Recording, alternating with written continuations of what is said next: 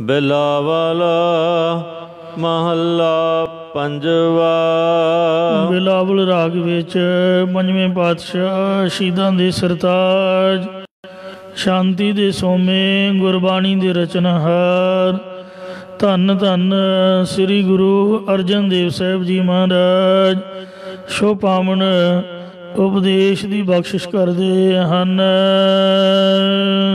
ਰਾਤੀ ਵਾਉ ਨਾ ਲਗਾਈ। ਸਾਧ ਸੰਗਤ ਜੀਓ, ਇਹ ਰੱਖਿਆ ਦਾ ਸ਼ਬਦ ਸਾਹਿਬ ਉਚਾਰਦੇ ਨੇ।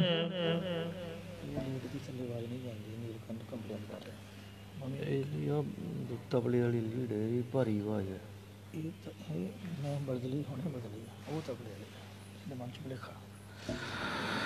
ਇਹ ਜੋ ਪਾਵਨ ਸ਼ਬਦ ਹੈ, ਇਹ ਰੱਖਿਆ ਦਾ ਸ਼ਬਦ ਹੈ।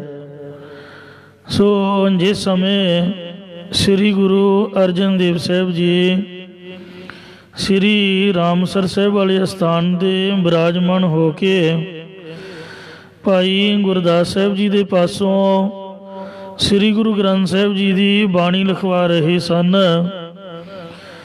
ਉਸ ਸਮੇਂ ਇੱਕ ਵਣਜਾਰੇ ਸੁਦਾਗਰ ਸਿੱਖ ਨੇ ਆ ਕੇ ਬੇਨਤੀ ਕੀਤੀ ਕਿ ਹੇ ਸਤਿਗੁਰੂ ਜੀ, ਮੈਂ ਦੇਸ਼ ਵਿਦੇਸ਼ ਵਿੱਚ ਵਪਾਰ ਲਈ ਵਿਚਰਦਾ ਰਹਿੰਦਾ ਹਾਂ, ਤੁਸੀਂ ਕਿਰਪਾ ਕਰਕੇ ਮੈਨੂੰ ਐਸੀ ਬਾਣੀ ਬਖਸ਼ਿਸ਼ ਕਰੋ ਜਿਸ ਨਾਲ ਚੋਰਾਂ, ਚੱਕਿਆਂ, ਭੂਤਾਂ, ਪ੍ਰੇਤਾਂ ਤੇ ਬਲਾਵਾਂ ਆਦਿਕ ਦਾ ਕੋਈ ਡਰ ਨਾ ਰਹੇ, ਔਰ ਮੇਰੇ ਤਨ ਮਨ ਧਨ ਦੀ ਰੱਖਿਆ ਹੋ ਸਕੇ। ਉਸ ਸਮੇਂ ਸਤਿਗੁਰੂ ਜੀ ਸੋਹਿਲੇ ਬਾਣੀ ਦੇ ਸ਼ਬਦ ਲਿਖਵਾ ਰਹੇ ਸਨ।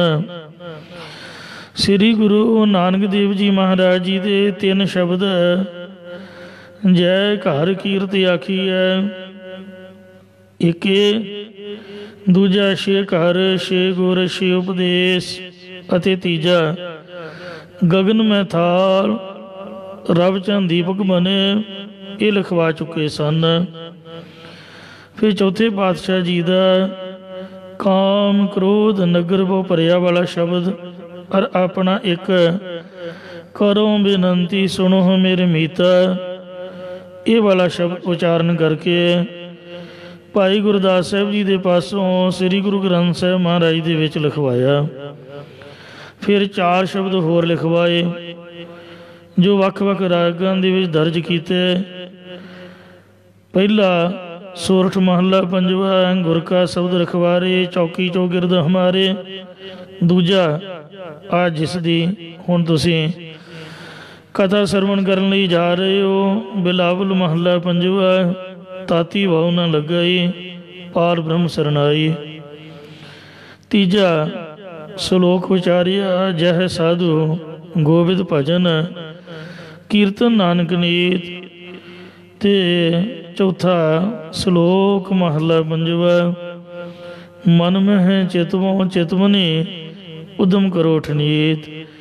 ਇੰਜ 4 ਸ਼ਬਦੇ ਤੇ 5 ਕੀਰਤਨ ਸੋਹਿਲੇ ਵਾਲੇ, ਅਰ 10ਵੀਂ ਅਰਦਾਸ।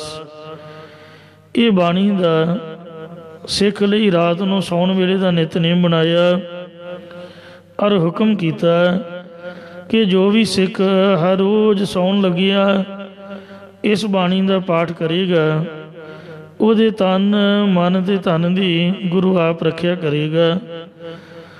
ਉਹ ਵਣਜਾਰਾ ਸਿੱਖ ਮੱਥਾ ਟੇਕ ਕੇ ਆਗਿਆ ਲੈ ਕੇ ਵਿਦਾ ਹੋਇਆ ਤੇ ਵਪਾਰ ਲਈ ਚਲਾ ਗਿਆ। ਹਰ ਰੋਜ਼ ਰਾਤੀ ਕੀਰਤਨ ਸੋਹਿਲਾ ਪੜ੍ਹ ਕੇ ਸੌਂ ਜਾਇਆ ਕਰੇ, ਕੋਈ ਚੋਰ ਆਦਿ ਉਸ ਦਾ ਨੁਕਸਾਨ ਨਾ ਕਰ ਸਕੇ, ਕਿਉਂਕਿ ਉਸ ਦੇ ਆਲੇ ਦੁਆਲੇ ਲੋਹੇ ਦਾ ਕੋਟ ਹੋ ਜਾਇਆ ਕਰੇ। ਇਹ ਸੁਦਾਗਰ ਇੱਕ ਦਿਨ ਬਹੁਤ ਥੱਕਿਆ ਹੋਇਆ ਸੀ, ਤਦ ਲੇਟਿਆ ਲੇਟਿਆ ਹੀ ਪਾਠ ਕਰਨ ਲੱਗ ਪਿਆ ਤੇ ਪਾਠ ਕਰਦੇ ਨੂੰ ਨੀਂਦਰ ਆ ਗਈ। ਕੋਟ ਵਿੱਚ ਮੋਰੇ ਰਹਿ ਗਏ, ਚੋਰਾਂ ਦਾ ਦਾਅ ਲੱਗ ਗਿਆ। ਉਹਨਾਂ ਚੋਰਾਂ ਨੇ ਆ ਕੇ ਇਹਦੇ ਘੋੜੇ ਖੋਲ੍ਹ ਲਏ। ਜਦੋਂ ਜਾਣ ਲੱਗੇ ਤਾਂ ਇਹਨੂੰ ਜਾਗ ਆ ਗਈ ਤੇ ਇਹਨੇ ਸੰਪੂਰਨ ਪਾਠ ਕੀਤਾ ਤੇ ਕੋਟ ਮੁਕੰਮਲ ਹੋ ਗਿਆ। ਚੋਰ ਬਾਹਰ ਨਾ ਜਾ ਸਕੇ। ਉਹਨਾਂ ਸੋਚਿਆ ਕਿ ਸੁਦਾਗਰ ਜ਼ਰੂਰ ਕੋਈ ਸ਼ਕਤੀਮਾਨ ਹੋਵੇਗਾ। ਇਹ ਸੋਚ ਕੇ ਉੱਥੇ ਹੀ ਬੈਠੇ ਰਹੇ ਪਰ ਵਿਚਾਰਿਆ ਕਿ ਸਵੇਰ ਵੇਲੇ ਇਸ ਤੋਂ ਕੋਟ ਬਣਨ ਦਾ ਕਾਰਨ ਪੁੱਛਾਂਗੇ। ਜਦ ਸਵੇਰ ਵੇਲੇ ਸਿੱਖ ਨੇ ਉੱਠ ਕੇ ਇਸ਼ਨਾਨ ਤੇ ਨਿਤਨੇਮ ਕੀਤਾ, ਜਦ ਇਹਨਾਂ ਚੋਰਾਂ ਨੇ ਉਹਦੇ ਕੋਲੋਂ ਮੁਆਫੀ ਮੰਗੀ ਤੇ ਕੋਟ ਬਣਨ ਦਾ ਕਾਰਨ ਪੁੱਛਿਆ, ਤਦ ਉਹਨੇ ਦੱਸਿਆ ਕਿ ਸ਼ਕਤੀ ਮੇਰੇ ਵਿੱਚ ਨਹੀਂ, ਸ਼ਕਤੀ ਗੁਰੂ ਤੇ ਗੁਰੂ ਦੀ ਬਾਣੀ ਵਿੱਚ ਹੈ। ਮੈਂ ਗੁਰੂ ਦੇ ਦਿੱਤੇ ਕੀਰਤਨ ਸੋਹਿਲੇ ਦਾ ਨਿਤਨੇਮ ਰਾਤ ਨੂੰ ਸੌਣ ਲੱਗਿਆ ਕਰਦਾ ਹਾਂ, ਜਿਸ ਕਰਕੇ ਲੋਹੇ ਦਾ ਕੋਟ ਬਣ ਜਾਂਦਾ ਹੈ। ਤਦ ਉਹਨਾਂ ਨੇ ਵੀ ਗੁਰੂ ਜੀ ਦੇ ਦਰਸ਼ਨਾਂ ਦੀ ਚਾਹਨਾ ਕੀਤੀ। ਫਿਰ ਉਹ ਸੁਦਾਗਰ ਵਪਾਰ ਤੋਂ ਵਿਹਲਾ ਹੋ ਕੇ ਉਹਨਾਂ ਚੋਰਾਂ ਨੂੰ ਵੀ ਨਾਲ ਲੈ ਕੇ ਗੁਰੂ ਜੀ ਦੇ ਪਾਸ ਪਹੁੰਚਿਆ। ਉਸ ਵੇਲੇ ਗੁਰੂ ਜੀ ਨੇ ਉਹਨਾਂ ਦੀ ਚੋਰੀ ਵਾਲੀ ਆਦਤ ਛੁਡਾ ਦਿੱਤੀ ਔਰ ਸ਼ੁਭ ਸਿੱਖਿਆ ਦੇ ਕੇ ਉਹਨਾਂ ਨੂੰ ਨਿਹਾਲ ਕਰ ਦਿੱਤਾ। ਸੋ ਇਹ ਜਿਹੜਾ ਪਾਵਨ ਸ਼ਬਦ ਕੀਰਤਨ ਸੋਹਿਲੇ ਦੇ ਨਾਲ ਨਿਤਨੇਮ ਦੀ ਬਾਣੀ ਦਾ ਹੈ, ਇਸ ਕੀਰਤਨ ਸੋਹਿਲੇ ਜਾਂ ਸਮੁੱਚੀ ਬਾਣੀ ਨੂੰ ਇਕਾਗਰ ਮਨ ਕਰਕੇ ਪ੍ਰਤੱਖ ਚੋਰਾਂ ਚੱਕਿਆਂ ਜਾਂ ਕਾਮ ਕ੍ਰੋਧ ਰੂਪ ਅੰਤਰੀਵ ਚੋਰਾਂ ਤੋਂ ਬਚਣ ਲਈ ਪੜ੍ਹਨਾ ਹੈ, ਤਾਂ ਕਿ ਸ਼ੁਭ ਗੁਣਾ ਰੂਪ ਧਨ ਨੂੰ ਕੋਈ ਵਿਕਾਰ ਸੰਨ ਲਾ ਕੇ ਲੁੱਟ ਨਾ ਲਵੇ। ਸ਼ਰਵਣ ਮੰਨਣ ਰੂਪ ਘੋੜਿਆਂ ਨੂੰ ਕੋਈ ਚੁਰਾ ਨਾ ਸਕੇ। ਇਹ ਪਾਵਨ ਸ਼ਬਦ ਦੇ ਸ਼ਬਦ ਅਤੇ 3 ਹੋਰ ਸ਼ਬਦਾਂ ਦਾ ਕੀਰਤਨ ਸੋਹਿਲੇ ਦੇ ਨਾਲ ਪੜ੍ਹਨ ਦੀ ਰੀਤੀ, ਇਹ ਮਰਿਆਦਾ ਸ੍ਰੀ ਗੁਰੂ ਅਰਜਨ ਦੇਵ ਪਾਤਸ਼ਾਹ ਜੀ ਨੇ ਆਪ ਬਣਾਈ ਹੈ। ਗੁਰੂ ਕਾਲ ਤੋਂ ਸੰਪਰਦਾ ਦੇ ਵਿੱਚ ਜਿਉਂ ਦੀ ਤਿਉਂ ਚੱਲੀ ਆ ਰਹੀ ਹੈ। ਸੋ ਸਤਿਗੁਰੂ ਜੀ ਫਰਮਾਨ ਕਰਦੇ ਨੇ, ਤਾਤੀ ਵਾਉ ਨ ਲੱਗਈ। ਪਰਮਾਤਮਾ ਅਕਾਲ ਪੁਰਖ ਵਾਹਿਗੁਰੂ ਜੀ ਦੀ ਕਿਰਪਾ ਦੇ ਨਾਲ ਪਾਰ ਬ੍ਰਹਮ ਸਰਨਾਈ। ਪਰਮਾਤਮਾ ਦੀ ਸ਼ਰਨ ਵਿੱਚ ਆਉਣ ਕਰਕੇ ਵਿਕਾਰਾਂ ਆਦਿਕ ਦੀ ਗਰਮ ਹਵਾ ਨਹੀਂ ਲੱਗਦੀ ਹੈ। ਚੌਂਗਿਰਦ ਹਮਾਰਾ ਰਾਮ ਕਾਰ।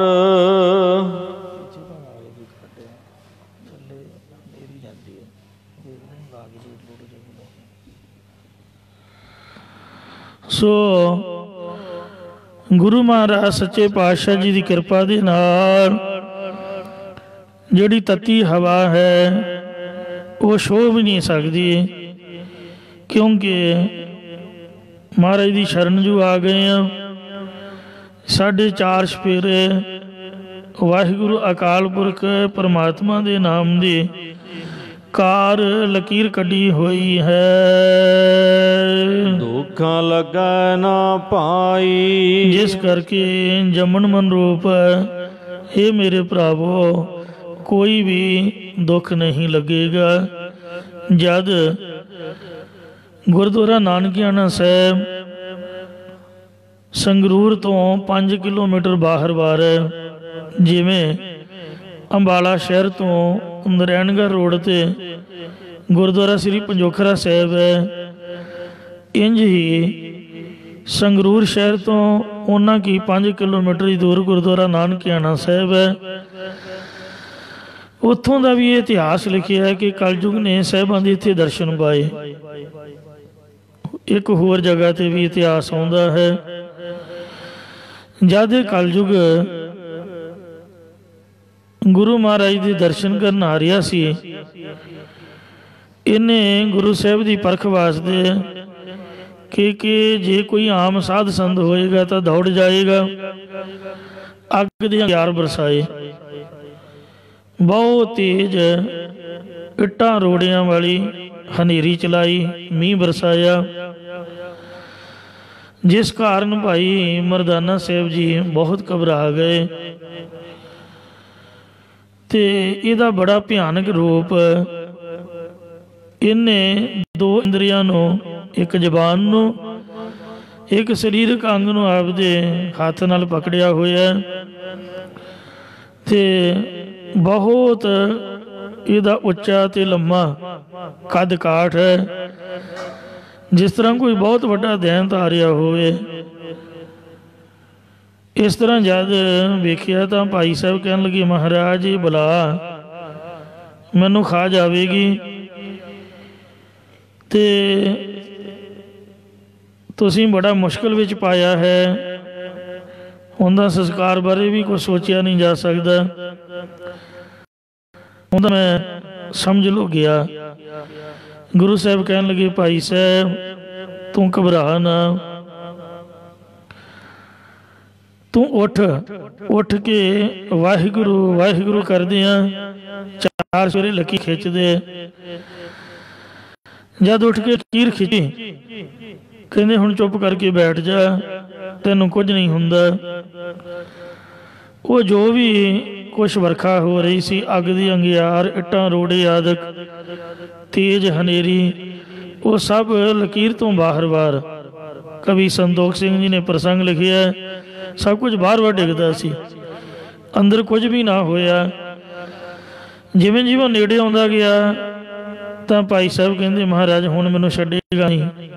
इन्हें अखां बंद कर लईआं, बहुत घबरा गया, पर बिल्कुल नेड़े आके मनुखा शरीर विच आ गया। तो महाराज दे चरण परसे, कहंदा जी मैं कल जूगा तुहाडे दर्शन करन आया।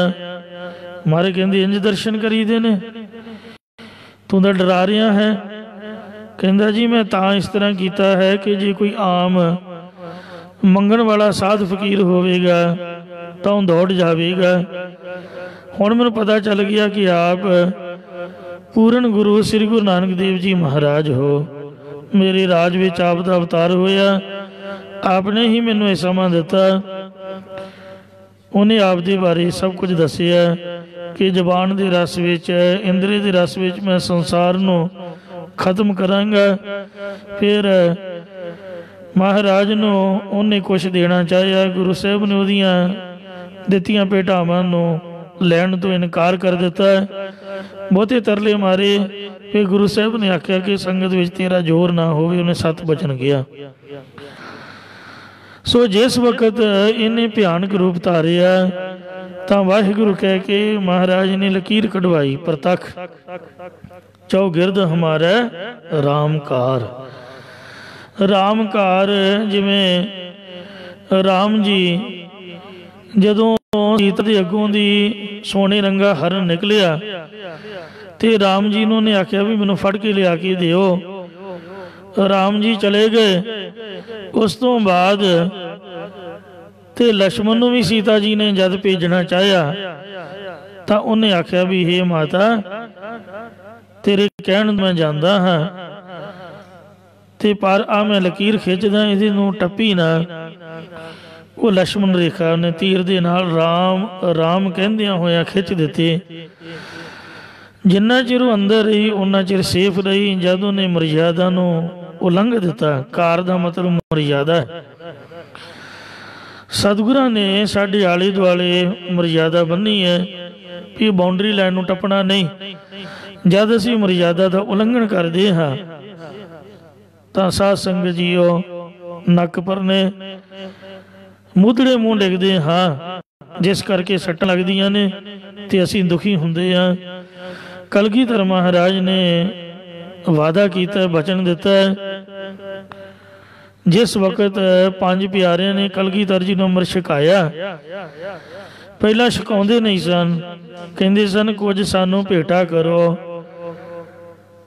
महाराज कहंदे जो मर्जी लै लवो, की चाहुंदे हो। कहंदे हुण तुसीं सियाणे हो, आपां तां सीस दे के फिर अमृत पान कीता, तुसीं मुफ्त नहीं दिता, सिर लिया है। कहंदे मेरा सिर भी लै लो, या तुसीं सीस की गल करदे हो तो पिता जी का सीस मैं पहला दे तां चुका। नहीं महाराज इंज गल नहीं बनती। सिख भी एक सिर देवे ते गुरु भी एक सिर की गल कर रहा है, फिर साडे च ते तुहाडे च फर्क की होया। तुसीं वड्डे हो साथों, कुछ वध दिओ। मारे कहंदे भी मेरा सीस भी हाजिर है, लैना तो हुणे लै लो, नहीं तो मैं तुहाडे नाल जबान करदा कि जद तुहानूं लोड़ पएगी मैं लोके नहीं रहांगा। ਆਪ ਦੇ ਸਮੇਤ ਪਰਿਵਾਰਕ ਮੈਂਬਰਾਂ ਦੇ ਸੀਸ ਸਮੇਂ ਸਮੇਂ ਮੁਤਾਬਕ ਤੁਹਾਥੋਂ ਵਾਰ ਦੇਵਾਂਗਾ, ਪਰ ਇੱਕ ਵਾਰ ਅੰਮ੍ਰਿਤ ਛਕਾਓ। ਪੰਜ ਪਿਆਰੇ ਪ੍ਰਸੰਨ ਹੋਏ। ਗੁਰੂ ਸਾਹਿਬ ਦੀ ਨਿਮਰਤਾ ਵੇਖ ਕੇ ਉਹਨਾਂ ਅੰਮ੍ਰਿਤ ਪਾਨ ਕਰਾਇਆ। ਸਤਿਗੁਰੂ ਜੀ ਇੰਨੇ ਪ੍ਰਸੰਨ ਹੋਏ, ਕਹਿੰਦੇ ਜੋ ਮੰਗਣਾ ਮੰਗ ਲਓ। ਅੱਜ ਮੈਂ ਬੜਾ ਖੁਸ਼ ਹਾਂ, ਤੁਹਾਥੋਂ ਬਗੈਰ ਮੈਨੂੰ ਕੋਈ ਸਿੰਘ ਨਹੀਂ ਸੀ ਬਣਾ ਸਕਦਾ। ਇਨਹੀ ਕੀ ਕਿਰਪਾ ਕੇ ਸਜੇ ਹਮ ਹੈ। ਇਹ ਸਾਧ ਸੰਗਤ ਜੀਓ, ਇਹਨਾਂ ਦੀ ਕਿਰਪਾ ਦੇ ਨਾਲ ਮੈਂ ਸਿੰਘ ਸਜਿਆ। ਨਹੀਂ ਮੋਸੇ ਗਰੀਬ ਕਰੋੜ ਭਰੇ, ਨਹੀਂ ਤਾਂ ਮੇਰੇ ਵਰਗੇ ਕਰੋੜਾਂ ਹੀ ਗਰੀਬ ਤੁਰੇ ਫਿਰਦੇ ਨੇ, ਪਏ ਨੇ। ਕੋਈ ਬਾਤ ਨਹੀਂ ਪੁੱਛਦਾ। ਪੰਜਾਂ ਪੈਰਾਂ ਤੋਂ ਬਗੈਰ ਕੌਣ ਹੈ ਜਿਹੜਾ ਸਿੰਘ ਬਣਾ ਸਕਦਾ। ਇਹ ਸਿੰਘੋ, ਇਹ ਖਾਲਸਾ ਜੀ, ਮੈਂ ਇੰਨਾ ਖੁਸ਼ ਹਾਂ ਵੀ ਮੇਰਾ ਰੱਬ ਜਾਣਦਾ ਜਾਂ ਮੈਨੂੰ ਪਤਾ। ਤੁਸੀਂ ਕੁਛ ਮੰਗੋ ਮੇਰੇ ਪਾਸੋਂ। ਕਹਿੰਦੇ ਆਪ ਦਾ ਦਿੱਤਾ ਸਭ ਕੁਛ ਹੈ, ਨਾਮਦਾਨ ਦਿਓ। ਕਹਿੰਦੇ ਇਹ ਤਾਂ ਮੰਗ ਨਹੀਂ ਹੈ, ਇਹ ਤਾਂ ਪਹਿਲਾਂ ਹੀ ਤੁਹਾਨੂੰ ਬਖਸ਼ਿਆ ਹੋਇਆ, ਕੁਝ ਵਿਸ਼ੇਸ਼ ਮੰਗੋ। ਕਹਿੰਦੇ ਜੀ ਫਿਰ ਇੰਝ ਬੇਨਤੀ ਹੈ ਕਿ ਜਦੋਂ ਵੀ ਆਪਾਂ ਤੁਹਾਨੂੰ ਯਾਦ ਕਰੀਏ ਉਸੇ ਵਕਤ ਤੁਸੀਂ ਹਾਜ਼ਰ ਹੋ ਕੇ ਸਾਡੀ ਸਹਾਇਤਾ ਕਰਨੀ ਹੈ। ਮਹਾਰਾਜ ਕਹਿੰਦੇ 7 ਵਜਨ ਖਾਲਸਾ ਜੀ, ਮੈਂ ਉਸੇ ਵਕਤ ਹਾਜ਼ਰ ਹੋਵਾਂਗਾ, ਤੁਹਾਡੀ ਮਦਦ ਕਰਾਂਗਾ ਜਿੱਥੋਂ ਤੱਕ ਹੋ ਸਕੇਗੀ। ਗੁਰੂ ਜੀ ਮਦਦ ਕਰਨ ਦੇ ਵਿੱਚ ਬਹੁਤ ਵਿਸ਼ੇਸ਼ ਹਨ। ਉਹਨਾਂ ਦਾ ਅਵਤਾਰ ਹੀ ਮਦਦ ਖਾਤਰ ਹੋਇਆ ਸੀ। ਜਦ ਨਾਮੀ ਪਾਤਸ਼ਾਹ ਨੂੰ ਦੈਂਤਾ ਨੇ ਤੰਗ ਕਰਨਾ ਚਾਹਿਆ ਤਾਂ ਉਹਨਾਂ ਵਾਹਿਗੁਰੂ ਜੀ ਨੂੰ ਯਾਦ ਕੀਤਾ ਤਾਂ ਨਾਮੇ ਪਾਤਸ਼ਾਹ ਦੇ ਤਪ ਤੇਜ ਦੇ ਵਿੱਚੋਂ ਦੁਸ਼ਟ ਦਮਨ ਜੀ ਪੈਦਾ ਹੋਏ, ਜਿਨ੍ਹਾਂ ਨੇ ਗੁਰੂ ਤੇਗ ਬਹਾਦਰ ਮਹਾਰਾਜ ਨੂੰ ਜਿਹੜੇ ਤੰਗ ਪਰੇਸ਼ਾਨ ਕਰ ਰਹੇ ਉਹਨਾਂ ਦੈਂਤਾਂ ਨੂੰ ਪੂਛਾਂ ਤੋਂ ਫੜਫੜ ਘੁਮਾ ਘੁਮਾ ਮਾਰਿਆ। ਦੁਸ਼ਟ ਦਮਨ ਉਥੋਂ ਨਾਮ ਪਿਆ। ਤੋ ਇਸ ਲਈ ਮੈਂ ਹਰ ਵਕਤ ਤੁਹਾਡੀ ਮਦਦ ਲਈ ਤਿਆਰ ਹਾਂ, ਪਰ ਇੱਕ ਕੰਡੀਸ਼ਨ ਤੁਹਾਡੇ ਤੇ ਲਾਗੂ ਹੋਏਗੀ, ਉਹ ਹੈ ਰਾਮਕਾਰ। ਮੈਂ ਤੁਹਾਡੇ 4 ਚੁਫੇਰੇ ਰਾਮਕਾਰ ਖਿੱਚੀ ਹੈ, ਯਾਨੀ ਮਰਜ਼ਾਦਾ ਬਣਾਈ ਹੈ। ਜਿੰਨਾ ਚਿਰ ਇਸ ਰਾਮਕਾਰ ਦੇ ਅੰਦਰ ਰਹੋਗੇ, ਯਾਨੀ 5 ਕਕਾਰਾਂ ਦੀ ਰਹਿਤ ਰੱਖੋਗੇ ਤੇ 4 ਬਜਰ ਕਰੈਤਾਂ ਤੋਂ ਬਚ ਕੇ ਰਹੋਗੇ, ਉਹਨਾਂ ਚਿਰ ਤੁਹਾਡੀ ਸੇਫਟੀ, ਤੁਹਾਡੀ ਰੱਖਿਆ ਕੁਦਰਤ ਭਗਵਾਨ ਵੱਲੋਂ, ਅਕਾਲ ਪੁਰਖ ਵੱਲੋਂ ਸੁਤੇ ਸਿੱਧ ਹੋਏਗੀ। ਤੇ ਮੈਂ ਵੀ ਹਾਜ਼ਰ ਰਹਾਂਗਾ। ਮੈਂ ਤੁਹਾਡੇ ਨਾਲ ਵਾਅਦਾ ਕਰਦਾ, ਜੋ ਹਮਰੀ ਫੁਨ ਰਹਿਤ ਸੋ ਰਾਖੈ, ਜਿਹੜਾ ਸਾਡੀ ਰਹਿਤ ਰੱਖੇਗਾ, ਕੁਰਬਾਨੀ ਰਸ ਨਿਤ ਉਠ ਚਾਖੈ, ਅਰ ਨਿਤਾ ਪ੍ਰਤੀ ਅੰਮ੍ਰਿਤ ਵੇਲੇ ਉੱਠ ਕੇ ਗੁਰਬਾਣੀ ਦਾ ਰਸ ਚਖੇਗਾ, ਯਾਨੀ ਨਿਤਨੇਮ ਕਰੇਗਾ। ਮੈਂ ਤਾਂਕੇ ਸਦ ਰਹੂੰ ਸਹਾਇਕ, ਉਸ ਸਿੱਖ ਦੇ ਮੈਂ ਹਮੇਸ਼ਾ ਹੀ ਅੰਗ ਸੰਗ ਸਹਾਈ ਰਹਾਂਗਾ। ਸਦਾ ਅੰਗ ਸੰਗੇ ਅਪੰਗੰ ਬੇਪੂਤੇ, ਹਮੇਸ਼ਾ ਹੀ ਗੁਰ ਮੇਰੇ ਸੰਗ ਸਦਾ ਹੈ ਨਾਲੇ, ਸਿਮਰ ਸਿਮਰ ਤਿਸ ਸਦਾ ਸੰਭਾਲੇ। ਮੈਂ ਤਾਂਕੇ ਸਦ ਰਹੂੰ ਸਹਾਇਕ, ਦੁਖ ਬਿਗਨ ਸਗਲੇ ਤਿਨ ਕਹਾਇਕ। ਉਹਨਾਂ ਦੇ ਦੁੱਖ ਅਰ ਵਿਗਨ ਸਾਰੇ ਮੈਂ ਨਾਸ਼ ਕਰ ਦੇਵਾਂਗਾ।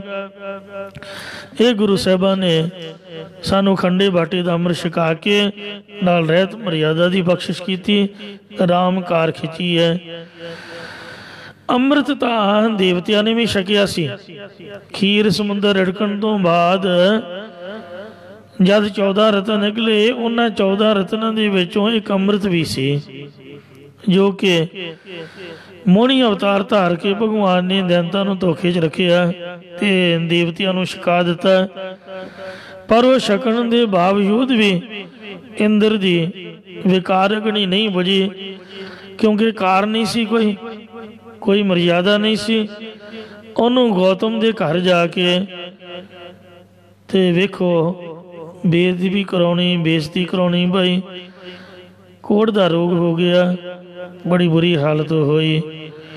ਕਲਗੀਧਰ ਜੀ ਨੇ ਅੰਮ੍ਰਿਤ ਦੇ ਨਾਲ 2 ਚੀਜ਼ਾਂ ਦਿੱਤੀਆਂ ਨੇ, ਇੱਕ ਬਾਣੀ ਦਿੱਤੀ ਹੈ, ਇੱਕ ਬਾਣਾ ਦਿੱਤਾ ਹੈ। ਕਹਿੰਦੇ ਬਾਣੀ ਬਾਣਾ ਪੰਖ ਪਛਾਣੋ, ਸਿੰਘ ਗੁਰੂ ਕਾ ਪੰਛੀ ਜਾਣੋ। ਸੋ ਗੁਰਬਾਣੀ ਦੀ ਕਾਰ ਦਿੱਤੀ ਹੈ ਕਿ ਗੁਰਬਾਣੀ ਦੇ ਜਿਹੜੇ ਸ਼ਬਦ ਨੇ ਉਹਨਾਂ ਨੂੰ ਹਮੇਸ਼ਾ ਪੜ੍ਹਦੇ ਰਹਿਣਾ। ਮੂਲ ਮੰਤਰ, ਗੁਰ ਮੰਤਰ, ਸ੍ਰੀ ਚੌਪਈ ਸਾਹਿਬ ਦਾ ਪਾਠ, ਸ੍ਰੀ ਜਪਜੀ ਸਾਹਿਬ ਦਾ ਨਿਤਨੇਮ, ਇਹ ਆਰਾਮ ਕਾਰ ਦਿੱਤੀ ਹੈ ਬਦ ਬਲਾਵਾਂ ਤੋਂ ਰੱਖਿਆ ਵਾਸਤੇ। ਫਿਰ ਨਾਲ ਬਾਣਾ ਦਿੱਤਾ ਹੈ, ਮਰਿਆਦਾ ਦਿੱਤੀ ਹੈ ਕਿ ਇਸ ਨੂੰ ਉਲੰਘਣਾ ਨਹੀਂ ਹੈ, ਨਹੀਂ ਤਾਂ ਸੀਤਾ ਵਾਂਗ ਤੁਹਾਨੂੰ ਵੀ ਦੁੱਖ ਝੱਲਣਾ ਪਵੇਗਾ। ਤੋ ਇਸ ਵਾਸਤੇ ਜਿਹੜਾ ਸਾਹਿਬਾਂ ਦੇ ਹੁਕਮ ਦੇ ਵਿੱਚ ਰਹਿੰਦਾ ਹੈ, ਹੁਕਮ ਮੰਨਿਆ ਹੋਵੇ ਪ੍ਰਮਾਣ, ਤਾਂ ਖਸਮੇ ਕਾ ਮਹਿਲ ਪਾਈ ਸੀ। ਖਸਮੇ ਪਾਵੇ ਸੋ ਕਰੇ, ਮਨੋ ਚਿੰਦਿਆ ਸੋ ਫਲ ਪਾਈ ਸੀ। ਤਾਂ ਦਰਗਹਿ ਪੈਦਾ ਜਾਏ ਸੀ। ਬਾਹਰ ਜੰਗ ਲੱਗਾ ਹੋਇਆ ਆ, ਸਾਨੂੰ ਗੁਰੂ ਸਾਹਿਬ ਨੇ ਗੁਰਦੁਆਰਾ ਕਿਲਾ ਦਿੱਤਾ ਹੈ। ਜੇ ਕੋਈ ਆਖੇ ਕੋਈ ਪੁਰਸ਼ ਤੀਰਾਂ ਤੇ ਤਲਵਾਰਾਂ ਤੋਂ ਬਚਣ ਵਾਸਤੇ ਕਿਲੇ ਦੀ ਓਟ ਵਿੱਚ ਆ ਗਿਆ ਤੇ ਵੇਖਣ ਵਾਲੇ ਨੇ ਆਖਿਆ ਵੀ ਹੇ ਘੋੜੇ ਅਸਵਾਰ ਪੁਰਸ਼ਾ, ਤੇਰੇ ਕੋਲ ਘੋੜਾ ਹੈ ਤੇ ਕਿਲਾ ਤਾਂ ਛੋਟਾ ਜਿਹਾ ਹੈ, ਤੂੰ ਇੱਥੇ ਘੋੜਾ ਭਜਾ ਨਹੀਂ ਸਕੇਗਾ, ਤੂੰ ਬਾਹਰ ਜਾ ਤੇ ਆਪਦਾ ਖੁੱਲੀ ਜਗ੍ਹਾ ਤੇ ਘੋੜਾ ਭਜਾ। ਉਹ ਆਖੂਗਾ ਵੀ ਰਹਿਣ ਦੇ ਰੱਬ ਨੂੰ, ਉੱਥੇ ਤਾਂ ਜ਼ਿੰਦਗੀ ਦੇ ਲਾਲੇ ਪਏ ਹੋਏ ਨੇ, ਮੌਤ ਦਾ ਤਾਂਡਵ ਨਾਚ ਨੱਚਿਆ ਜਾ ਰਿਹਾ।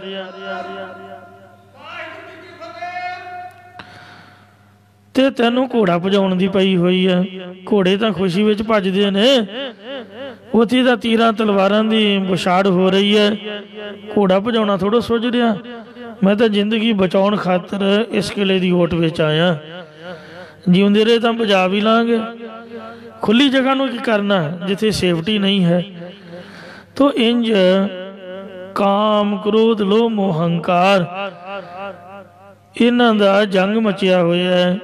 ਹਥਿਆਰਾਂ ਦੀ ਬੁਛਾੜ ਕਰ ਰਹੇ ਨੇ।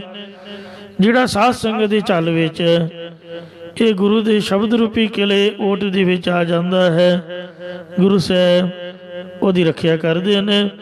ਆਪਣੇ ਸੇਵਕ ਹੀ ਆਪੇ ਰਾਖਿਆ, ਆਪੇ ਨਾਮ ਜਪਾਵੇ। ਜਹ ਜਹ ਕਾਜ ਕਿਰਤ ਸੇਵਕ ਕੀ, ਤਾਹਾਂ ਤਾਹਾਂ ਉਠ ਧਾਵੇ। ਸੇਵਕ ਕੋ ਨਿਕਟੀ ਹੋਏ ਦਿਖਾਵੇ, ਜੋ ਜੋ ਕਹੇ ਠਾकुर ਪੈ ਸੇਵਕ, ਤਤਕਾਲ ਹੋਏ ਆਵੇ। ਤਾਤੀ ਵਾਉ ਨ ਲਗਾਏ। ਇਸ ਲਈ ਮਹਾਰਾਜ ਕਹਿੰਦੇ ਨੇ ਕਿ ਉਸ ਪੁਰਸ਼ ਨੂੰ ਤਤੀ ਵਾਹ ਨਹੀਂ ਲੱਗਦੀ। ਪਾਰ ਬ੍ਰਹਮ ਸਰਣਾਏ। ਜੋ ਪੁੰਨਾਂ ਦੇ ਪਾਪਾਂ ਤੋਂ ਪਰੇ ਪਾਰ ਬ੍ਰਹਮ ਅਕਾਲ ਪੁਰਖ ਵਾਹਿਗੁਰੂ ਜੀ ਦੀ ਸ਼ਰਨ ਦੇ ਵਿੱਚ ਆਉਂਦਾ ਹੈ, ਉਹ ਵਿਕਾਰਾਂ ਦੀ ਹਨੇਰੀ ਤੋਂ, ਇਹਨਾਂ ਬਦ ਬਲਾਵਾਂ ਤੋਂ ਵੀ ਬਚ ਜਾਂਦਾ ਹੈ। ਪ੍ਰਤੱਖ ਗੁਰ ਮੇਰੇ ਸੰਗ ਸਦਾ ਹੈ ਨਾਲੇ, ਸਿਮਰ ਸਿਮਰ ਤਿਸ ਸਦਾ ਸੰਭਾਲੇ। ਇਹ ਪਾਵਨ ਸ਼ਬਦ ਪੜ੍ਹਦਿਆਂ ਧੰਨ ਬਾਬਾ ਬਿਧੀ ਚੰਦ ਜੀ ਜਦ ਪੱਟੀ ਦੇ ਸ਼ਾਹੀ ਕਿਲੇ ਦੇ ਵਿੱਚੋਂ ਦੁਸ਼ਾਲੇ ਲਿਜਾ ਰਹੇ ਸਨ, ਤਾਂ ਗੇਟ ਦੇ ਉੱਪਰ ਸਖਤ ਪਹਿਰਾ ਵੇਖ ਕੇ ਪਠਿਆਰੇ ਨੂੰ ਪੁੱਛਿਆ। ਉਹ ਕਹਿੰਦਾ ਮੇਰੇ ਕੋਲ ਤਾਂ ਭੱਠੀ ਹੈ, ਗੁਰਦੁਆਰਾ ਭੱਠ ਸਾਹਿਬ ਸ਼ਹਿਰ ਦੇ ਅੰਦਰ ਸੁਸ਼ੋਭਿਤ ਹੈ। ਤਾਂ ਬਾਬਾ ਜੀ ਇਹ ਸ਼ਬਦ ਪੜ੍ਹਦੇ ਆ, ਗੁਰ ਮੇਰਾ ਸੰਗ ਸਦਾ ਹੈ ਨਾਲੇ, ਤਾਤੀ ਵਾਉ ਨਾ ਲੱਗੀ, ਪਾਰ ਬ੍ਰਹਮ ਸਰਨ ਆਈ। ਛੇਵੇਂ ਪਾਤਸ਼ਾਹ ਦੇ ਚਰਨਾਂ ਦਾ ਧਿਆਨ ਧਰਦਿਆਂ ਛਾਲ ਮਾਰ ਕੇ ਭੱਠ ਦੇ ਵਿੱਚ ਬੈਠ ਗਏ ਸਨ। ਬਲਦੀ ਹੋਈ ਅੱਗ ਦੇ ਵਿੱਚ ਦੁਸ਼ਾਲੇ ਸਮੇਤ ਉਹ ਬੈਠੇ। ਨਾ ਤਾਂ ਦੁਸ਼ਾਲਿਆਂ ਨੂੰ ਕੁਝ ਹੋਇਆ ਤੇ ਨਾ ਹੀ ਉਹਨਾਂ ਦਾ ਕੋਈ ਰੋਮ ਤੱਕ ਵੀ ਸੜ ਸਕਿਆ। ਇੱਧਰ ਭਾਈ ਰੂਪੇ ਨਗਰ ਸ੍ਰੀ ਗੁਰੂ ਹਰਗੋਬਿੰਦ ਸਾਹਿਬ ਜੀ ਮਹਾਰਾਜ ਸ਼ਾਮਾਂ ਦਾ ਦੀਵਾਨ ਸਜਾ ਕੇ ਬੈਠੇ ਹੋਏ ਸਨ। ਗੁਰੂ ਸਾਹਿਬ ਨੇ ਆਖਿਆ, ਸੰਗਤ ਜੀ ਮੈਨੂੰ ਇੰਨੀ ਤਲਖੀ ਲੱਗ ਰਹੀ ਹੈ, ਇੰਨੀ ਗਰਮੀ ਤੰਗ ਕਰ ਰਹੀ ਹੈ, ਜਿਵੇਂ ਮੇਰੇ ਚਾਰ ਸਵੇਰੇ ਕਿਸੇ ਨੇ ਅੱਗ ਬਾਲੀ ਹੋਵੇ। ਤੁਸੀਂ ਇੰਝ ਕਰੋ, ਮੇਰਾ ਠੰਡੇ ਜਲ ਨਾਲ ਇਸ਼ਨਾਨ ਕਰਵਾਵੋ।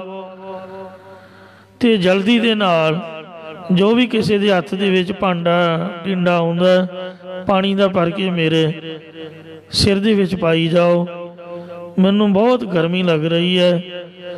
ਗੁਰੂ ਮਹਾਰਾਜ ਦੀਵਾਨ ਦੇ ਵਿੱਚ ਬੈਠੇ ਹੋਏ ਸੰਗਤ ਦੇ ਪਾਸੋਂ ਉਹਨਾਂ ਚਿਰ ਆਪਦੇ ਸੀਸ ਵਿੱਚ ਜਲ ਪਾਉਂਦੇ ਰਹੇ ਜਿੰਨਾ ਚਿਰ ਬਾਬਾ ਜੀ ਭੱਠ ਦੇ ਵਿੱਚ ਬੈਠੇ ਸ਼ਬਦ ਦਾ ਜਾਪ ਕਰਦੇ ਰਹੇ।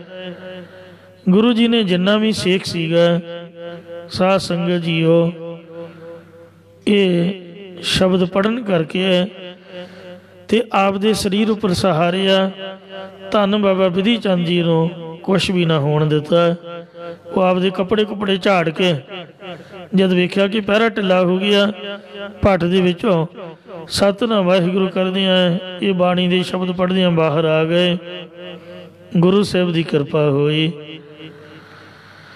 ਇਹ ਜੋ ਪਾਵਨ ਸ਼ਬਦ ਰੱਖਿਆ ਦੇ ਨੇ ਜਾਂ ਕੀਰਤਨ ਸੋਹਲੇ ਦਾ ਪਾਠ ਹੈ, ਇਹਦੀ ਮਰਿਆਦਾ ਸੌਣ ਲੱਗਿਆਂ ਤਾਂ ਹੀ ਬਣਾਈ ਹੈ।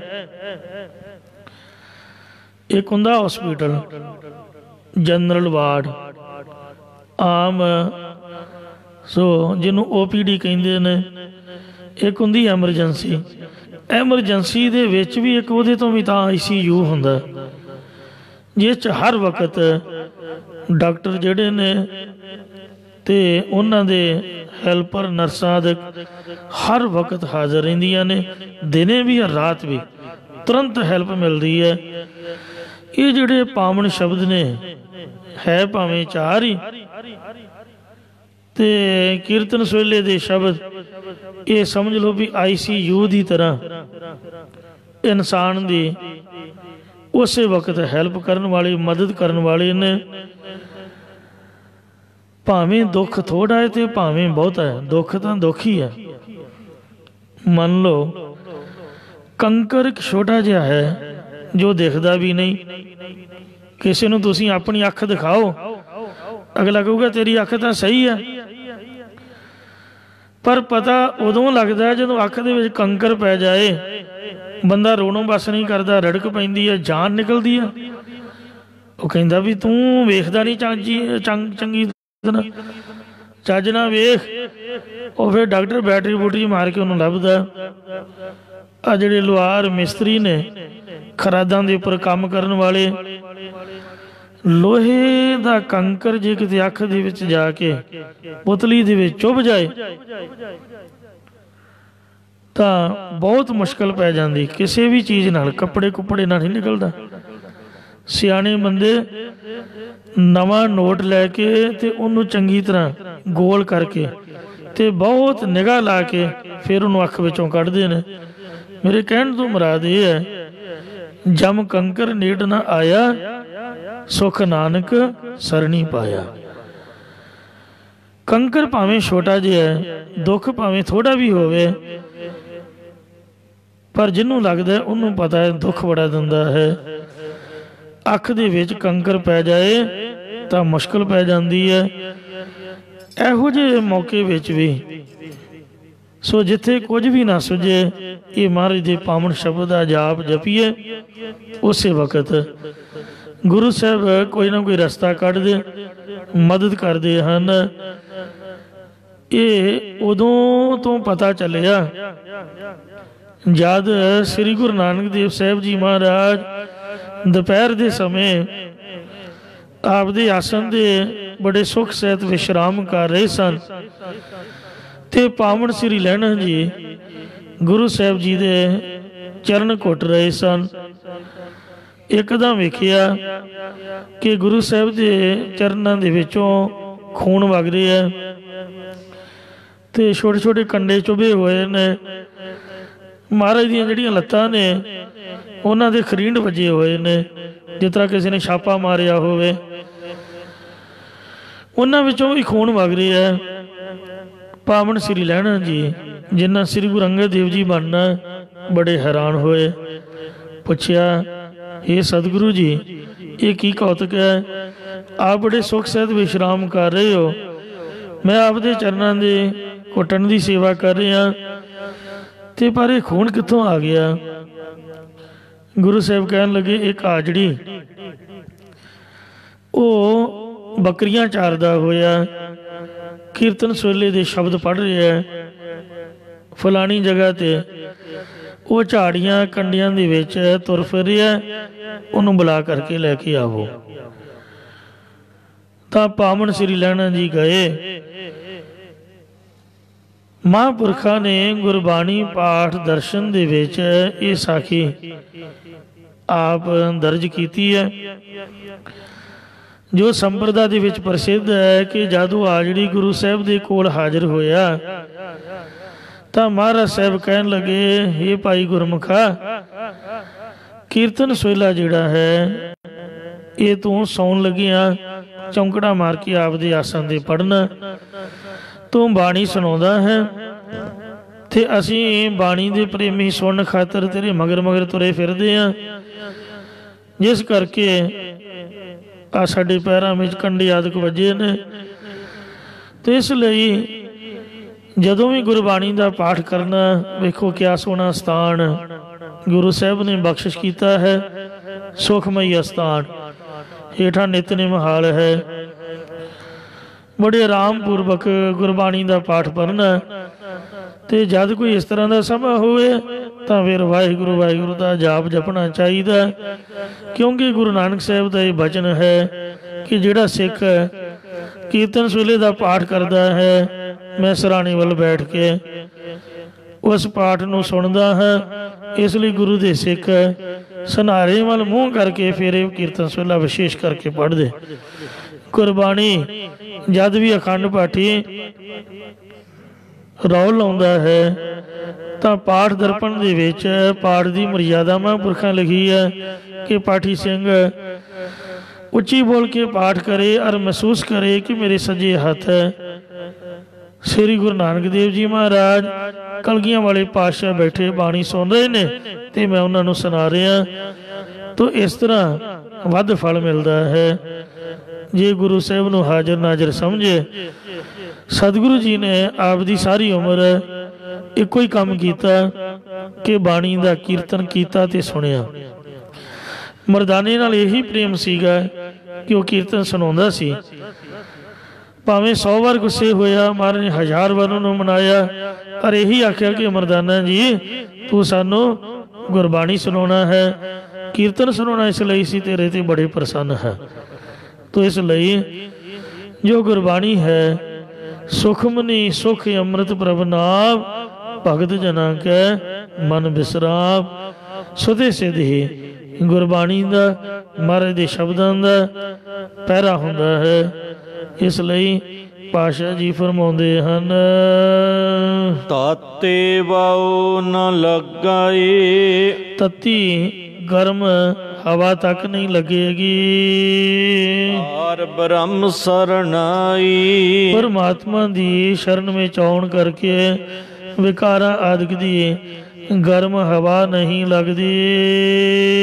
ਚੌ ਗਿਰਦ ਹਮਾਰਾ ਰਾਮ ਕਾਰ, ਸੋ ਸਾਡੇ 4 ਸਵੇਰੇ ਰਾਮ ਪਰਮਾਤਮਾ ਦੇ ਨਾਮ ਦੀ ਕਾਰ ਲਕੀਰ ਕੱਢੀ ਹੋਈ ਹੈ ਗੁਰੂ ਮਹਾਰਾਜ ਸਾਹਿਬ ਨੇ। ਦੁੱਖਾ ਲੱਗਾ ਨਾ ਪਾਈ, ਇਸ ਲਈ हे ਮੇਰੇ ਭਾਈ ਜੰਮਣ ਮਰਨ ਰੂਪੇ ਕੋਈ ਵੀ ਦੁੱਖ ਨਹੀਂ ਲੱਗੇਗਾ। ਸਤਿਗੁਰ ਪੂਰਾ ਭੇਟਿਆ, ਸਾਨੂੰ ਪੂਰਾ ਸਤਿਗੁਰੂ ਸ੍ਰੀ ਗੁਰੂ ਨਾਨਕ ਦੇਵ ਜੀ ਸ੍ਰੀ ਗੁਰੂ ਰਾਮਦਾਸ ਮਹਾਰਾਜ ਜੀ ਮਿਲਿਆ ਹੈ। ਏਕਾ ਲਿਵ ਲਾਈ, ਜਿਨ ਬਣਤ ਬਣਾਈ, ਜਿਸ ਗੁਰੂ ਸਾਹਿਬ ਨੇ ਸਾਧਨਾ ਰੂਪ ਜਾਂ 5 ਤੱਤਾਂ ਦੁਆਰਾ ਸੰਸਾਰ ਦੀ ਬਣਾਵਟ ਨੂੰ ਬਣਾਇਆ ਹੈ।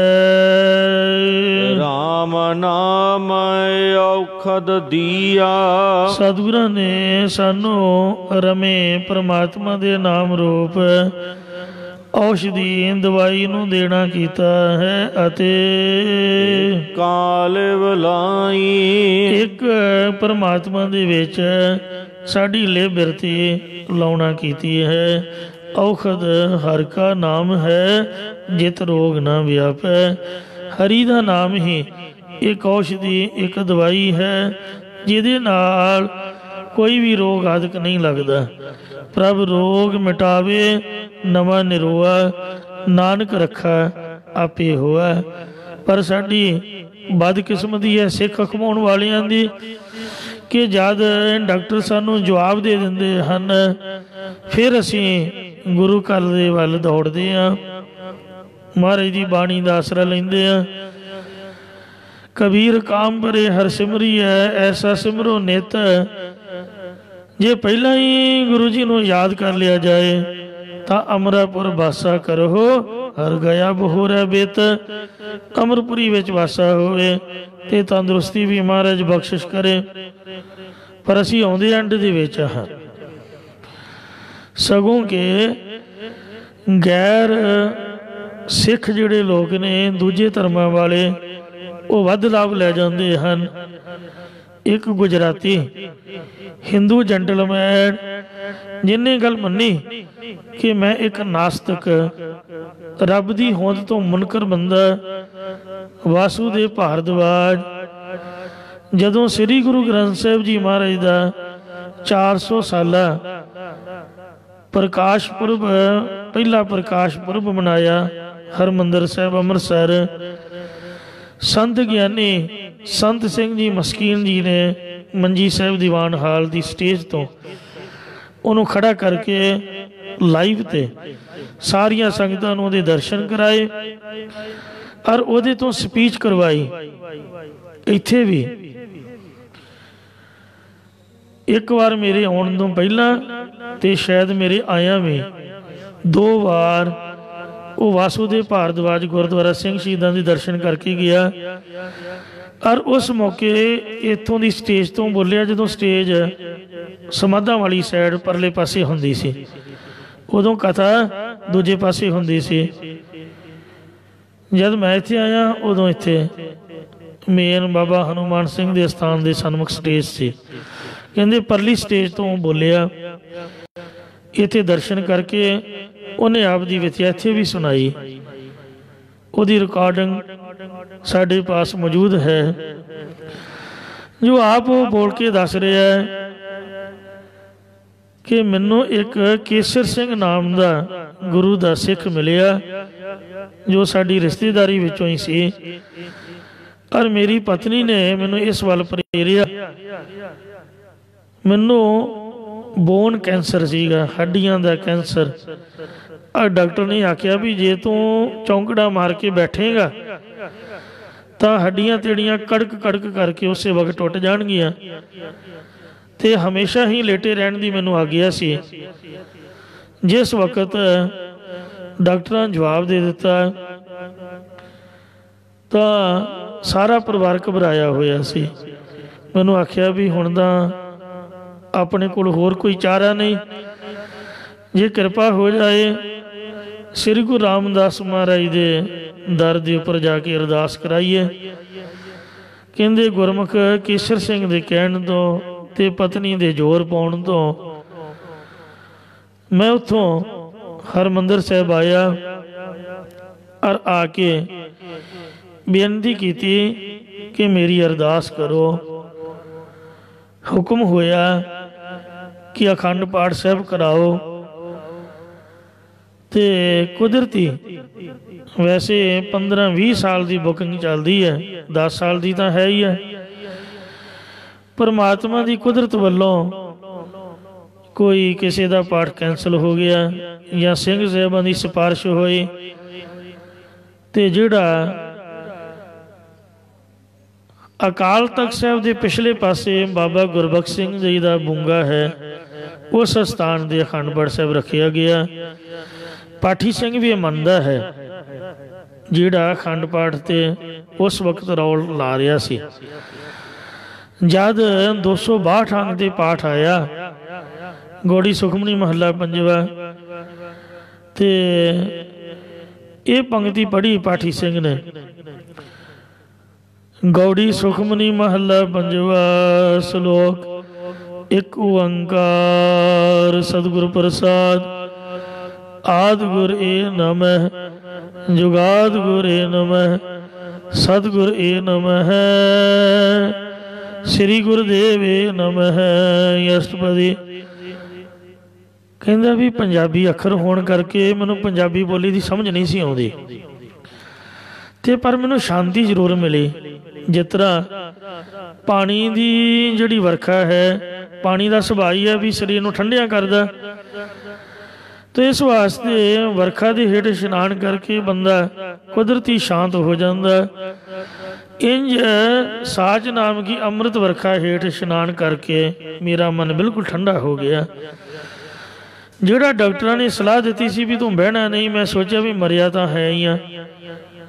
ਘਰਦਿਆਂ ਨੂੰ ਆਖਿਆ ਵੀ ਮੈਨੂੰ ਢੋਲ ਆ ਕੇ ਬਿਠਾ ਦਿਓ, ਜੇ ਇਸ ਤਰ੍ਹਾਂ ਚੜ੍ਹਾਈ ਕਰ ਗਿਆ ਤਾਂ ਸਗੋਂ ਵਧੀਆ ਹੀ ਆ, ਬਾਣੀ ਪੜ੍ਹਦੇ ਆ ਸੁਣਦੇ ਆ, ਕੋਈ ਬੁਰੀ ਬਾਤ ਨਹੀਂ। ਢੋਲ ਆ ਕੇ ਕਹਿੰਦਾ ਮੈਂ ਸਵੇਰ ਤੋਂ ਜਦੋਂ ਦਾ ਅਖੰਡ ਪਾਠ ਆਰੰਭ ਹੋਇਆ ਉਦੋਂ ਦਾ ਹੀ ਬੈਠਾ ਸੀ, ਸੋਚਿਆ ਵੀ ਕਿਤੇ ਨਹੀਂ ਜਾਣਾ, ਭੋਗ ਪਵਾ ਕੇ ਫਿਰ ਜਾਵਾਂਗੇ, ਇੱਥੇ ਹੀ ਬੈਠੇ ਰਹਿਣਾ। ਜਿਸ ਵਕਤ ਸੁਖਮਨੀ ਸਾਹਿਬ ਦੀਆਂ ਪੰਕਤੀਆਂ ਪਾਠੀ ਨੇ ਮੂੰਹ ਚੋਂ ਪੜ੍ਹੀਆਂ, ਕੁਝ ਕੁ ਸਕੂਨ ਮਿਲਿਆ।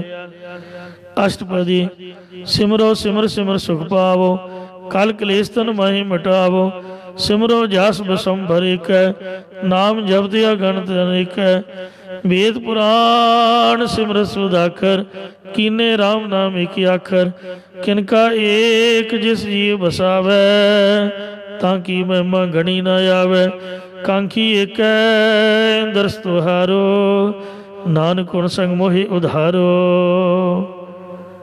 ਇੱਥੇ ਸਾਧ ਸੰਗਤ ਜੀਓ ਏਕਾ ਲੱਗਾ ਹੈ। ਪਹਿਲੀ ਪੌੜੀ ਸਮਾਪਤ ਹੋਈ ਅਸ਼ਟਪਦੀ ਦੀ। 8 ਪੌੜੀਆਂ ਵਿੱਚੋਂ 2 ਪੰਕਤੀਆਂ ਰਹਾਉ ਵਾਲੀਆਂ ਨੇ, ਉਹਦੇ ਤੋਂ ਬਾਅਦ ਫਿਰ ਮਹਾਰਾਜ ਨੇ ਸੋ ਏਕਾ ਲਾਇਆ ਰਹਾਉ ਕਹਿ ਕੇ। ਸੁਖਮਨੀ ਸੁਖ ਅੰਮ੍ਰਿਤ ਪ੍ਰਭ ਨਾਮ, ਭਗਤ ਜਨਾ ਕੈ ਮਨ ਵਿਸਰਾਮ ਰਹਾਉ। ਇਹ ਤੋਂ ਬਾਅਦ ਫਿਰ ਇੱਕ ਹੈ। ਇਹ 2 ਪੰਕਤੀਆਂ ਅਲੱਗ ਹਨ। ਜਦ ਸ੍ਰੀ ਸੰਬਟ ਪਾਠ ਰੱਖੀਦਾ ਹੈ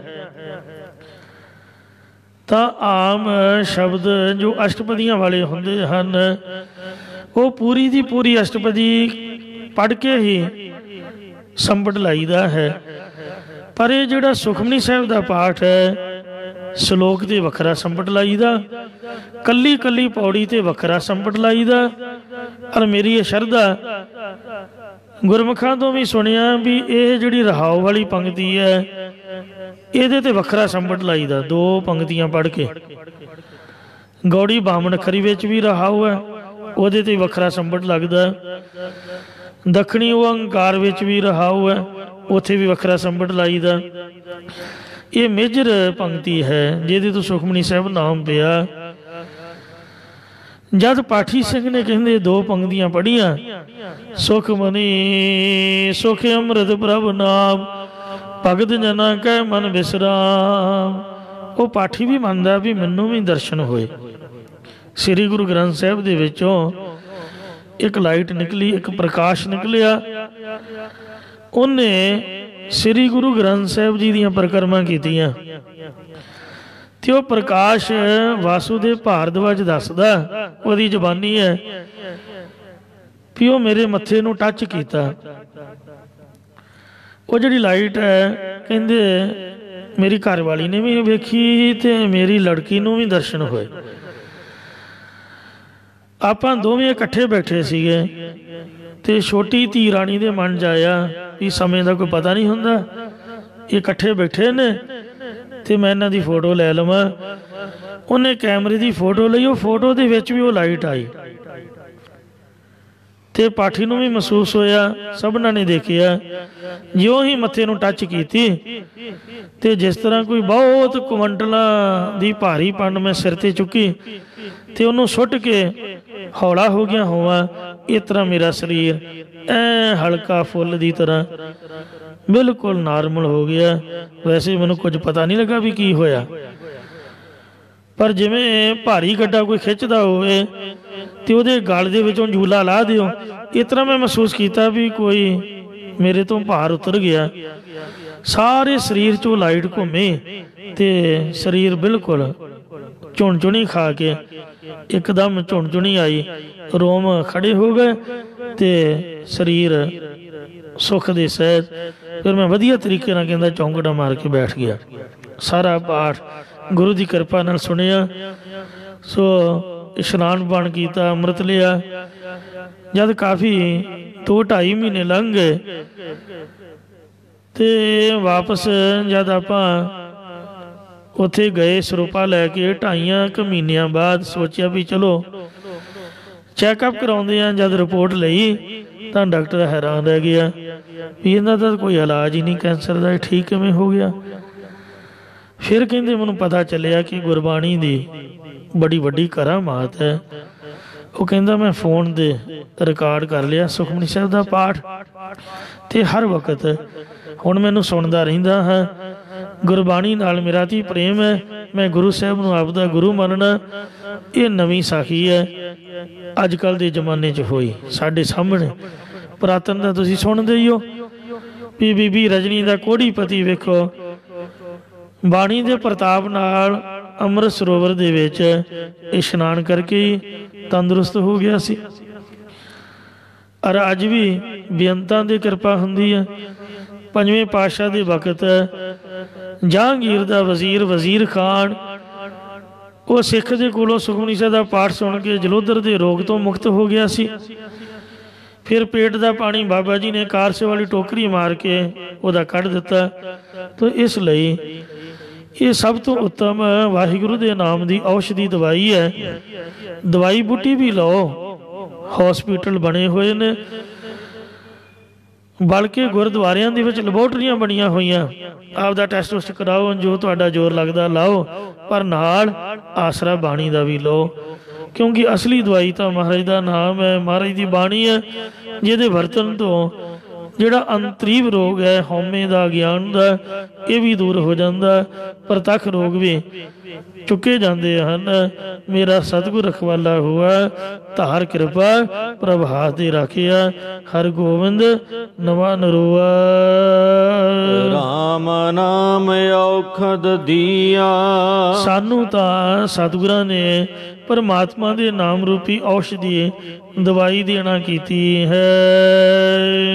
ਕਾਲ ਵਲਾਈ। ਹਰ ਇੱਕ ਪਰਮਾਤਮਾ ਦੇ ਵਿੱਚ ਵਾਹਿਗੁਰੂ ਨੇ ਸਾਡੀ ਲਿਬਰਤੀ ਲਾਉਣਾ ਕੀਤੀ ਹੈ। ਸਾਡੇ ਤੇ ਇਹ ਮਹਾਰਾਜ ਨੇ ਕਿਰਪਾ ਕੀਤੀ। ਜਦੋਂ ਦੇ ਗੁਰਦੁਆਰੇ ਆਏ ਆ ਕਦੀ ਸਿਰ ਪੀੜ ਨਹੀਂ ਹੋਇਆ ਤੇ ਕਦੀ ਬੁਖਾਰ ਨਹੀਂ ਚੜ੍ਹਿਆ, ਕਦੀ ਕੋਈ ਘਬਰਾਹਟ ਨਹੀਂ ਹੋਈ। ਇਹ ਗੁਰੂ ਮਹਾਰਾਜ ਨੇ ਕਿਰਪਾ ਕਰ ਦਿੱਤੀ। ਸਾਰੇ ਰੋਗ ਹੀ ਚੁੱਕ ਕੇ ਤੇ ਸਭ ਤੋਂ ਉੱਤਮ ਤੰਦਰੁਸਤੀ ਦੀ ਦਾਤ ਬਖਸ਼ਿਸ਼ ਕਰ ਦਿੱਤੀ। ਗੁਰਦੁਆਰਾ ਸ੍ਰੀ ਪੰਜੋਖਰਾ ਸਾਹਿਬ ਅੰਮ੍ਰਿਤ ਸਰੋਵਰ ਵਿੱਚ ਮਹਾਂਪੁਰਖਾਂ ਦੇ ਬਚਨ ਨੇ ਕਿ ਸੰਤ ਗੁਰਬਚਨ ਸਿੰਘ ਜੀ ਕਹਿੰਦੇ ਹੁੰਦੇ ਸਨ, ਜਿੱਥੇ ਗੁਰੂ ਸਾਹਿਬ ਬੈਠੇ ਇਹ ਅਸਲੀ ਥੜਾ ਉਹੀ ਹੈ। ਸੰਤਾਂ ਨੇ ਸੇਵਾ ਕਰਾਈ। ਨਗਰ ਵਾਸੀਆਂ ਨੂੰ ਆਖਿਆ ਵੀ ਗੁਰਦੁਆਰਾ ਤੁਸੀਂ ਨਵਾਂ ਬਣਾਉਣਾ, ਥੜਾ ਨਾ ਢਾਇਓ ਗੁਰਮੁਖੋ, ਇਹ ਉਹ ਅਸਲੀ ਜਗ੍ਹਾ ਹੈ ਮਹਾਰਾਜ ਦੀ। ਉਹਦੇ ਵਿੱਚੋਂ ਕਹਿੰਦੇ ਹੇਠਾਂ ਤੋਂ ਅੰਮ੍ਰਿਤ ਦੀ ਧਾਰਾ ਸਰੋਵਰ 'ਚ ਜਾਂਦੀ ਹੈ। ਤੋ ਜਿਹੜਾ ਵੀ ਇਸ਼ਨਾਨ ਪਾਣ ਕਰਦਾ ਉਹਦੀ ਬੁੱਧੀ ਨਿਰਮਲ ਹੁੰਦੀ, ਸਰੀਰ ਵੀ ਤੰਦਰੁਸਤ ਹੁੰਦਾ। ਇਸ ਲਈ ਜਦੋਂ ਤੁਹਾਡਾ ਸਮਾਂ ਮਿਲੇ ਹੈ ਤਾਂ ਗੁਰੂ ਘਰ ਸਾਰੇ ਇੱਕ ਬਰਾਬਰ ਹੀ ਨੇ, ਮਹਾਰਾਜ ਤਾਂ ਇੱਕ ਹੀ ਹੈ। ਪਰ ਵਿਸ਼ੇਸ਼ ਤੌਰ 'ਤੇ ਯਾਤਰਾ ਕਰਨ ਦੇ ਨਾਲ ਵੀ ਇਹ ਗੁਰੂ ਸਾਹਿਬ ਦਾ ਪੰਜਾਂ ਪਿਆਰਿਆਂ ਦਾ ਹੁਕਮ ਹੈ ਵੀ ਗੁਰਧਾਮਾਂ ਦੀ ਯਾਤਰਾ ਵੀ ਕਰਨੀ ਚਾਹੀਦੀ ਹੈ।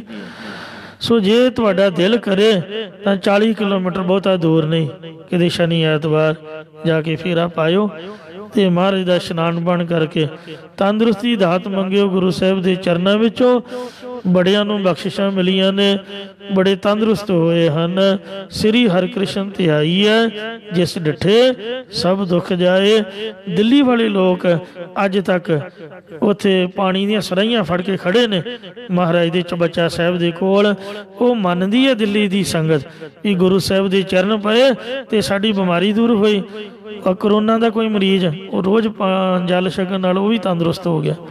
ਕੋਈ ਹਿੰਦੂ ਸੀਗਾ, ਬੰਗਲਾ ਸਾਹਿਬ ਤੋਂ ਜਲ ਮੰਗਾਉਂਦਾ ਰਿਹਾ ਤੇ ਗੁਰੂ ਸਾਹਿਬ ਨੇ ਉਹਦੇ ਤੇ ਵੀ ਕਿਰਪਾ ਕਰ ਦਿੱਤੀ। ਤੋ ਇਸ ਵਾਸਤੇ ਇਹ ਮਹਾਰਾਜ ਦੀ ਦਵਾਈ ਹੈ। ਦਵਾਈ ਵੀ ਖਾਓ, ਡਾਕਟਰ ਤੋਂ ਇਲਾਜ ਵੀ ਕਰਾਓ, ਪਰ ਸਰੋਵਰ ਦਾ ਜਿਹੜਾ ਅੰਮ੍ਰਿਤ ਹੈ, ਕੁੰਭ ਦਾ ਜਲ, ਪ੍ਰਤੱਖ ਗੁਰਬਾਣੀ, ਇਹ ਵੀ ਦਵਾਈ ਵਰਤ ਕੇ ਵੇਖੋ। ਰਹਾਉ महाराज विश्राम दिंदे हन। राख लिए तन रखण हार। किस रखिया करने वाले परमात्मा ने सानू तो बचा के रख लिया है। सब व्याध मिटाई। और सारे रोगां दी जिहड़ी पीड़ा सी ये निवृत्त कर देती, मेट देती है। कहो नानक किरपा भई। महाराज कहते ने भी आपां झूठ नहीं बोलते, साडे ते तां सारी गुरु की किरपा ही है। नहीं तो इंज सीगा भी अज भी खुदकुशी कर लीए तो कल भी कर लईए। तो इस वास्ते जिंदगी तो आकी होए सी। जदों दे गुरु घर आए हैं, जिस तरह किसी के घर च विआह होवे तो वह हमेशा नचदा रहिंदा, गाउंदा रहिंदा, खुश रहिंदा है। इउं मन चाओ भया प्रभ आगम सुनिया, हर मंगल गाओ सखी गृह मंदिर बनिया। हजूर साहब इस तरह का माहौल। किते अमृत वेले 4 बजे जो पालकी जाती है, किते दरबार साहब तुसीं दर्शन करके वेखियो। और जिंदगी भर एक बार दर्शन किते याद रखोगे, जेड़े डेली करदे फिर किरपा ही कहांगे। तो इस स्थान दे भी जदों बाबा जी का जन्मदिन सीगा, उस दिन बड़े उत्साह दे नाल गुरमुखा महाराज दे सरूप नूं सचखंड स्थान तो ते गुरु साहब के प्रकाश स्थान दे प्रकाशमान किया। बेअंत संगतां लाभ लिया। इंज ये गुरु साहब की कृपा है, जद कि महाराज के दर्शन होंदे हन। प्रभु भये सहाई। प्रभु जी आप साडे सहायक होए ने साडा भला करने वास्ते। सो आप सहाई हुआ, सच्चे दा सच्चा टोआ। किरपा करे जिस पार ब्रह्म होवे साधु संग। ज्यों ज्यों ओह ਵਧਾਈ है त्यों त्यों हरस्यो रंग। पार ब्रह्म हुआ सहाई, कथा कीर्तन सुखदाई। कथा कीर्तन सानू बख्शिश कीता, ये महाराज की सहायता हुई है। बोले चो क्षमा करनी जी, अगे तो समत बख्शनी। राख लिए तन रखण हार। सब व्याध मिटाई, कहो नानक किरपा पाई, प्रभ भये सहाई। वाहिगुरु जी का खालसा। वाह।